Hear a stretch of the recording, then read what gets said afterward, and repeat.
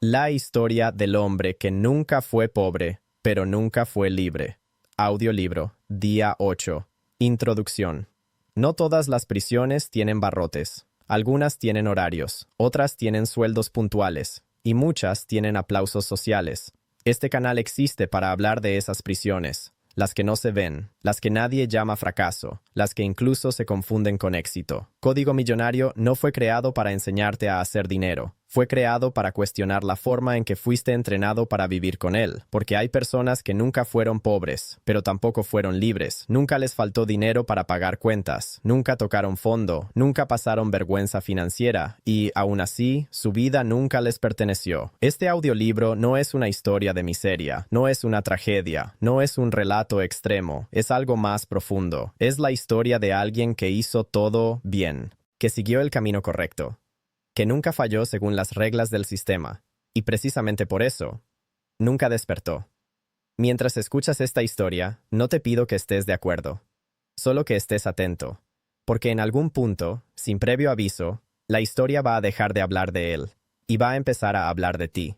Si estás listo para escuchar sin defenderte, para sentir sin justificarte, y para cuestionar sin huir, entonces continúa. Esto es Código Millonario. Y esta es la historia del hombre que nunca fue pobre, pero nunca fue libre.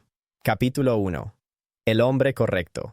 Había una vez un hombre que hizo todo bien. No de forma heroica, no de forma extraordinaria, simplemente correcta. Desde fuera, nadie habría tenido nada que criticarle. Se levantaba temprano, cumplía con sus responsabilidades, pagaba sus cuentas a tiempo, no debía favores, no pedía ayuda. Era confiable. De esos en los que la gente puede apoyarse sin miedo. Nunca fue el primero en nada, pero tampoco el último. Y eso, para el mundo, era suficiente. No creció rodeado de lujos, pero tampoco de carencias extremas. Aprendió pronto que la vida no regala nada y que había que ganarse las cosas. Así que hizo lo que le dijeron que había que hacer. Estudiar, trabajar, ser prudente, no arriesgar más de la cuenta. Nada de excesos, nada de locuras. Mientras otros soñaban, él planificaba. Mientras otros hablaban de libertad, él hablaba de estabilidad. Y la verdad es que le fue bien. Consiguió un empleo respetable, no perfecto, pero estable, no apasionante, pero seguro. Cada mes el dinero llegaba. No sobraba demasiado, pero alcanzaba. Y con el tiempo incluso mejoró. Un ascenso aquí, un aumento allá, un reconocimiento ocasional. Nada espectacular, pero constante. Nunca sintió que el dinero fuera un problema urgente. Si algo se rompía, podía arreglarlo. Si algo se dañaba, podía reemplazarlo. Tal vez no de inmediato, pero eventualmente. Eso, para él, era prosperidad. Y cuando alguien hablaba de libertad financiera, sonreía con cierta distancia. No con burla, con prudencia, como quien piensa, eso es para otros, yo estoy bien así. No se sentía atrapado, no se sentía víctima, no se sentía mal, simplemente seguía. Los días se parecían entre sí, pero no de una forma dolorosa, más bien cómoda. Despertar, cumplir, regresar, descansar, repetir, y así, sin darse cuenta, los años empezaron a pasar. No como golpes, sino como susurros. Un cumpleaños más, otro fin de año, otra meta cumplida. Nada faltaba, nada sobraba demasiado. Y si alguien le hubiera preguntado, ¿te sientes exitoso? Probablemente habría respondido, he hecho lo que tenía que hacer, y no estaría mintiendo.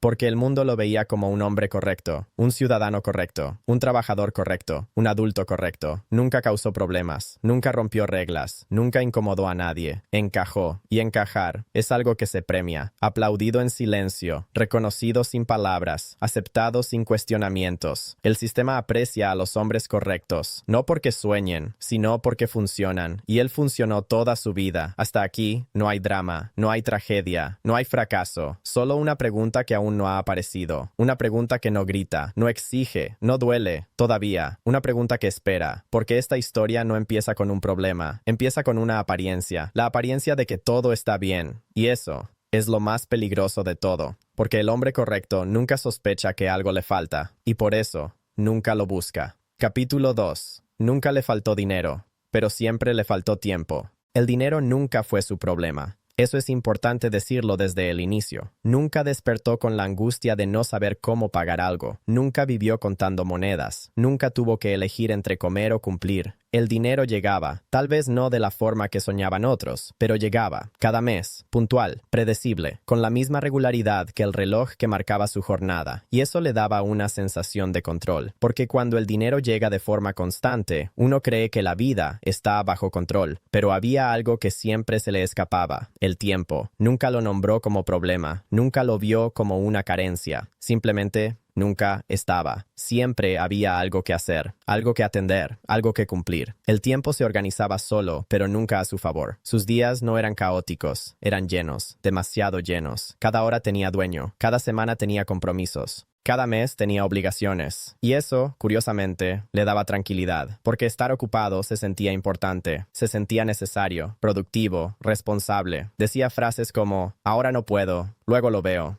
cuando tenga más tiempo, y siempre sonaban razonables. El problema es que ese luego nunca llegaba, no porque pasara algo malo, sino porque siempre había algo más urgente: el trabajo, las responsabilidades, las expectativas. El tiempo libre no era libre, era tiempo de recuperación, tiempo para descansar lo suficiente como para volver a cumplir. Las vacaciones no eran libertad, eran pausas autorizadas, y al regresar, todo seguía exactamente igual. A veces se sorprendía diciendo, no sé en qué se me fue el año, y lo decía con una sonrisa, como si fuera normal, como si fuera inevitable, porque nadie le enseñó que perder el tiempo es una forma elegante de perder la vida. Nunca se sintió explotado, nunca se sintió abusado. El sistema fue amable con él, le dio estabilidad, le dio reconocimiento, le dio previsibilidad, pero a cambio le pidió algo que nunca cuestionó: su tiempo, no de golpe, no con violencia, poco a poco, hora tras hora, año tras año, hasta que el tiempo dejó de sentirse suyo. Y lo más peligroso es que nunca lo notó, porque cuando algo se pierde lentamente, no duele, solo desaparece. Si alguien le hablaba de libertad, pensaba en dinero, en cifras, en ingresos, en cuentas. Nunca pensó en tiempo, nunca se preguntó,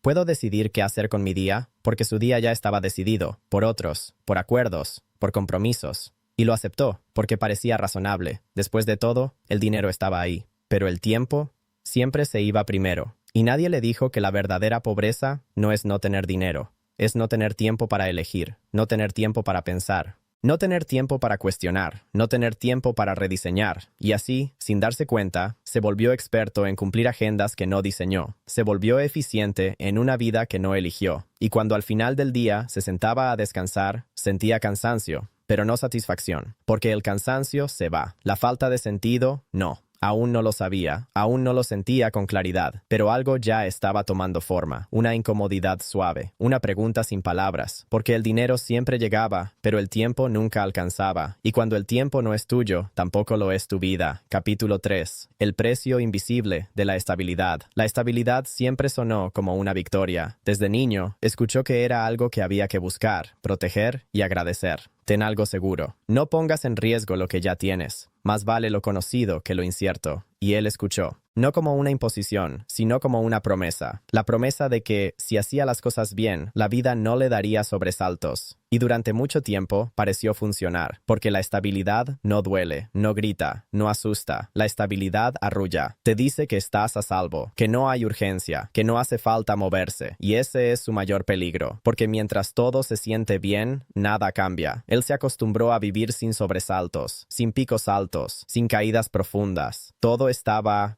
controlado, y el control se sentía como madurez, pero había un precio, solo que no venía en facturas, no aparecía en el banco, no se veía en los números, era invisible. Cada decisión que tomaba no se medía por lo que quería, sino por lo que no quería perder. No elegía desde el deseo, elegía desde la prevención. ¿Y si sale mal? ¿Y si pierdo lo que tengo? Ay, ¿y si me equivoco? Así, poco a poco, la estabilidad dejó de ser una base y se convirtió en un límite. No se daba permiso de explorar, no se daba permiso de fallar, no se daba permiso de pensar distinto, porque pensar distinto podía desordenar todo, y desordenar todo era peligroso. La estabilidad no lo encadenó con fuerza, lo sostuvo con suavidad, como una jaula cómoda, con paredes acolchadas, con rutina predecible, y dentro de esa jaula, él aprendió a moverse con cuidado, no porque alguien se lo exigiera, sino porque así se sobrevive cuando no quieres perder. El sistema no tuvo que obligarlo. Él mismo se autorreguló, redujo expectativas, ajustó sueños, cambió preguntas grandes por certezas pequeñas. Y lo hizo con inteligencia, porque la estabilidad premia al que no incomoda, al que no cuestiona demasiado, al que no sale del molde. Y él encajó perfectamente. Nunca fue castigado, nunca fue reprimido. Fue recompensado, con continuidad,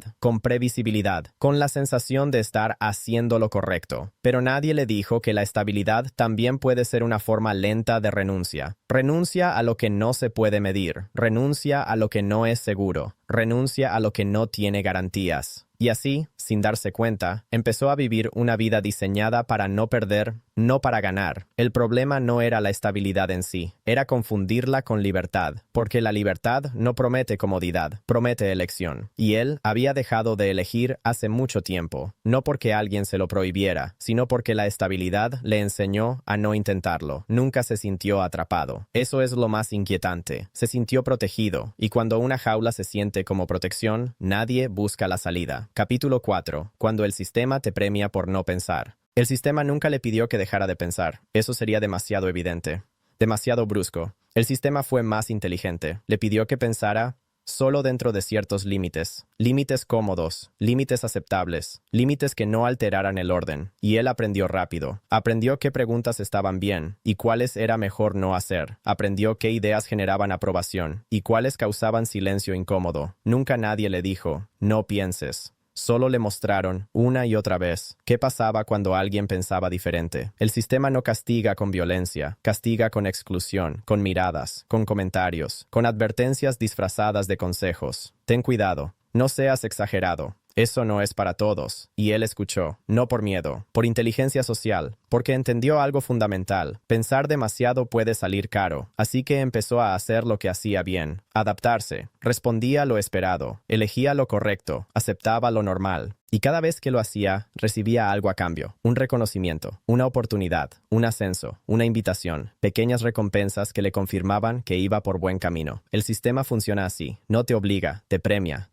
cuando cumples, cuando no cuestionas, cuando no incomodas. Y poco a poco dejas de pensar porque alguien te lo prohíba y empiezas a dejar de pensar porque no lo necesitas. Porque pensar fuera del molde ya no parece útil. Él se volvió excelente en resolver problemas que no cuestionaban la estructura. Era eficiente, ordenado, confiable, y eso lo hizo valioso, pero solo dentro del marco, nunca fuera. Nunca fue un rebelde, pero tampoco fue libre, porque la libertad empieza cuando uno se permite pensar sin pedir permiso, y eso nunca fue incentivado. El sistema no necesita que seas mediocre, necesita que seas funcional, y él lo fue. Cada vez que alguien cuestionaba el modelo, él lo veía con distancia, no con desprecio, con prudencia. Pensaba, eso es arriesgado, eso no es realista. Eso no es necesario, y en parte tenía razón, porque cuestionar el sistema no te da garantías, no te promete estabilidad, no te asegura aceptación, y él ya tenía todo eso. ¿Por qué arriesgarlo? Así, sin darse cuenta, confundió inteligencia con obediencia, confundió prudencia con renuncia, y el sistema, satisfecho, siguió premiándolo, no con libertad, con continuidad. Y la continuidad, cuando no se cuestiona, se convierte en rutina, y la rutina, cuando no se cuestiona, se convierte en vida. El sistema no necesita que pienses menos, solo necesita que pienses lo mismo que todos. Y cuando eso ocurre, no hace falta imponer nada. Todo se mantiene solo. Capítulo 5. El día que entendió que libertad y dinero no eran lo mismo. No fue un día especial. No hubo crisis. No hubo pérdida.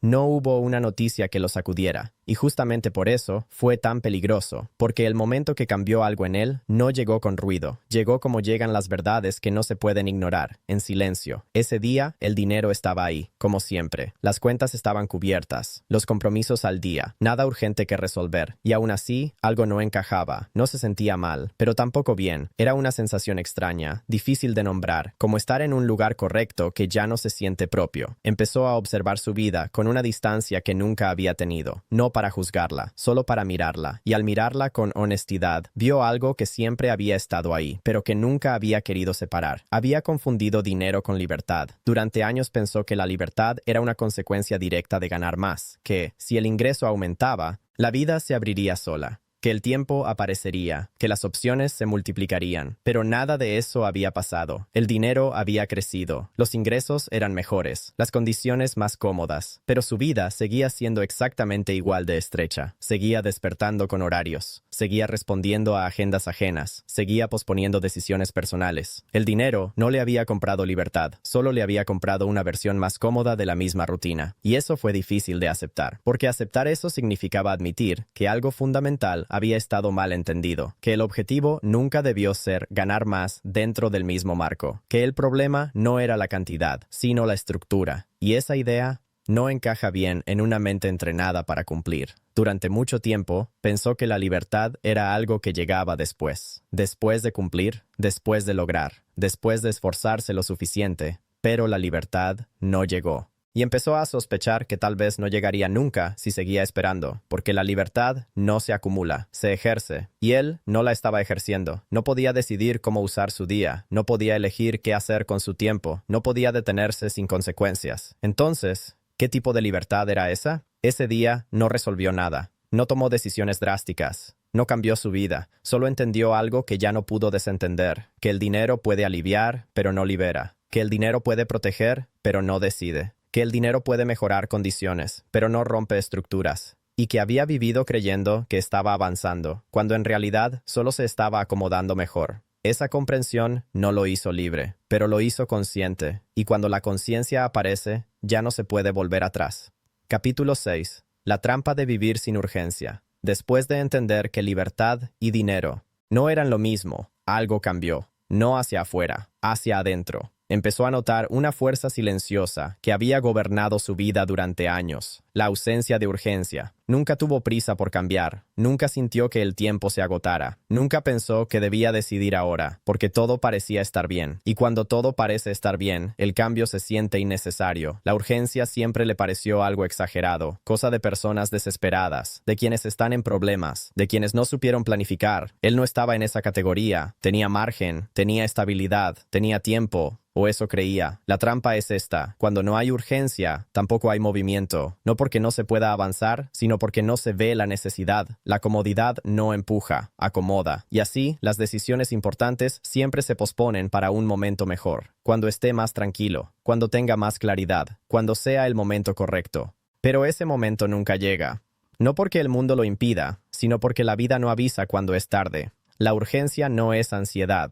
Es conciencia del tiempo, y él nunca desarrolló esa conciencia, porque nadie le enseñó que el mayor riesgo no es fracasar, es quedarse igual. La estabilidad anestesia el tiempo, hace que los días pasen sin dejar huella, y cuando los días no dejan huella, los años se van sin memoria. No hubo una señal clara, no hubo un punto de quiebre, solo una sensación creciente de que la vida avanzaba sin pedirle permiso. Y eso es lo más peligroso, porque cuando no hay urgencia, tampoco hay decisión. Todo queda en intención, en idea, en pensamiento, nada se encarna. Él no estaba paralizado por miedo, estaba calmado por comodidad. Y la comodidad es una de las formas más efectivas de inmovilidad. Ese fue el momento en que entendió algo más profundo. No estaba esperando el momento correcto, estaba esperando sentirse incómodo. Pero la incomodidad nunca llega sola cuando la vida está diseñada para que no llegue. La trampa de vivir sin urgencia no te roba la vida de golpe, te la va quitando un día a la vez.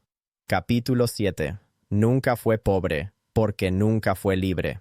Durante mucho tiempo creyó que la pobreza era una condición económica, algo que se medía en números, en ingresos, en carencias visibles, y como nunca vivió eso, asumió que estaba lejos de cualquier forma de pobreza. Pero ahora, con la distancia que da la conciencia, empezó a ver otra cosa, empezó a entender que hay pobrezas que no se notan, pobrezas que no duelen de inmediato, pobrezas que no generan alarma, pobrezas que incluso se confunden con éxito, la pobreza de no poder elegir, porque elegir no es solo decidir entre opciones. Es tener control sobre el rumbo, y él no lo tenía. Su vida estaba diseñada para responder, no para decidir. Respondía a horarios, respondía a compromisos, respondía a expectativas ajenas, y lo hacía bien. Pero nunca se preguntó quién había diseñado esa vida. Nunca se permitió cuestionar si ese diseño le pertenecía. Nunca fue pobre de dinero, pero fue pobre de opciones. No podía cambiar de rumbo sin que todo se viera afectado. No podía detenerse sin sentir culpa. No podía pensar en otra vida sin justificar por qué. Eso no es libertad. La libertad no es hacer lo que uno quiere de vez en cuando. Es poder decidir qué hacer con la propia vida sin pedir permiso. Y esa capacidad nunca la desarrolló. No porque no pudiera, sino porque nunca fue necesaria para sobrevivir. Y aquí está la verdad incómoda. Nunca fue pobre porque nunca fue libre. Porque la pobreza más profunda no es la falta de dinero, es la falta de autonomía. Es depender de estructuras que no controlas. Es vivir dentro de límites que no elegiste. Es confundir estabilidad con plenitud. Durante años años pensó que la libertad era algo extremo, algo radical, algo para otros. Ahora entendía que la libertad no es romperlo todo, es tener la capacidad de rediseñar. Y esa capacidad no se compra con dinero, se construye con conciencia. Nunca fue pobre, eso es cierto, pero tampoco fue libre. Y entre esas dos verdades, vivió toda su vida. Capítulo 8. El miedo más grande no es perder dinero. Durante años creyó que el miedo que guiaba sus decisiones era el miedo a perder dinero. Eso era lo que decía, eso era lo que parecía lógico. Pero ahora, con la historia completa frente a él, empezó a ver algo distinto. El dinero nunca fue lo que más temió. Si hubiera sido así, habría tomado decisiones distintas. El miedo real era otro, era más silencioso, más profundo, más difícil de admitir. No temía perder dinero, temía perder su lugar en el sistema, su lugar en la narrativa correcta, su lugar en la vida que otros entendían. Temía dejar de ser el responsable, el sensato, el que hizo las cosas bien, porque esa identidad le había dado pertenencia, y perder pertenencia asusta más que perder ingresos. El dinero se puede recuperar, la aprobación no siempre. Tenía miedo de decepcionar, no solo a otros, a sí mismo. Miedo de descubrir que había vivido una vida diseñada para no incomodar. Miedo de aceptar que había elegido seguridad sobre libertad, porque aceptar eso implicaba asumir responsabilidad, y la responsabilidad sin excusas es pesada. No temía al fracaso, temía al cambio de identidad. Temía dejar de reconocerse en el espejo social que lo había validado toda su vida. El sistema no lo retenía con dinero, lo retenía con identidad, y esa es la forma más efectiva de control. Cuando tu identidad depende de cumplir expectativas, la libertad se vuelve peligrosa, porque elegir distinto significa dejar de ser quien eras. Y él no sabía quién sería sin ese personaje, no sabía cómo vivir sin el aplauso silencioso de estar haciendo lo correcto. Ese miedo no se grita, no se confiesa fácilmente, se disfraza de prudencia, de lógica, de responsabilidad, pero sigue siendo miedo, y hasta que no se nombra, sigue decidiendo por ti. Capítulo 9. El espejo. Cuando la historia deja de ser ficción. Hasta ahora, esta historia pudo sentirse lejana, un relato, un personaje, alguien más. Eso es normal, las historias siempre empiezan así, como algo que se observa desde afuera, pero hay un punto en el que la distancia desaparece, un momento silencioso en el que algo deja de encajar. Tal vez no puedas señalarlo. Tal vez no tenga nombre, pero lo sientes. Empiezas a reconocer escenas, rutinas, pensamientos, no idénticos, pero familiares. Las frases suenan conocidas, las justificaciones también. Estoy bien así. No es el momento. Podría ser peor. Y entonces ocurre algo incómodo. La historia ya no parece ficción. No porque el personaje sea igual a ti, sino porque su forma de pensar lo es. Sus prioridades, sus miedos, sus silencios. Todo empieza a resonar.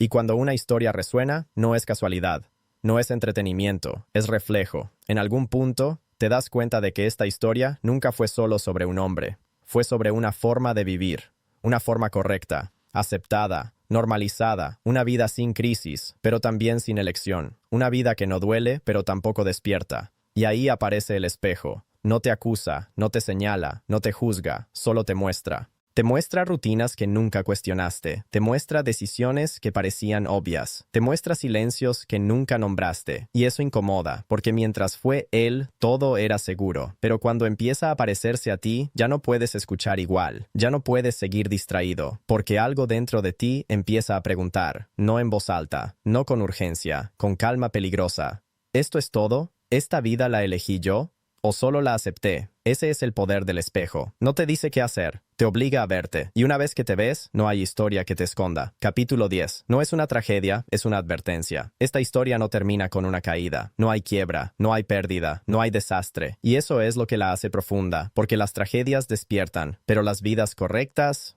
adormecen. El hombre de esta historia no fracasó, cumplió, respondió, encajó. Y por eso nadie le advirtió.